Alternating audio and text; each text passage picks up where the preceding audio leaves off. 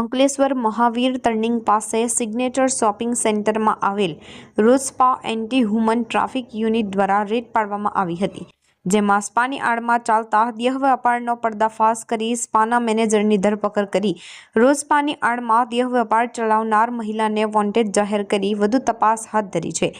અંકલેશ્વરના Mahavir turning signature shopping સેન્ટરમાં પ્રથમ માળે આવેલ દુકાન નંબર B45 અને B46માં આવેલ રોઝ સ્પા પર એન્ટી હ્યુમન ટ્રાફિક યુનિટ દ્વારા સ્પાની આડમાં દેહ વ્યાપાર ચાલતો હોવાની મળેલી માહિતીના આધારે રેડ પાડવામાં આવી હતી, જેમાં રોઝ સ્પાના મેનેજર મૂળ રાજસ્થાનના વાસુ વક્તારામની ધરપકડ કરવામાં આવી હતી।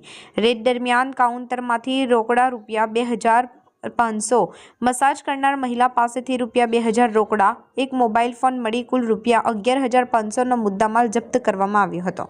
પોલીસ તપાસમાં સ્પાની આડમાં ગેરકાયદેસર રીતે શરીરનું સુખની સગવડ આપવામાં આવતી હોવાનું બહાર આવ્યું હતું।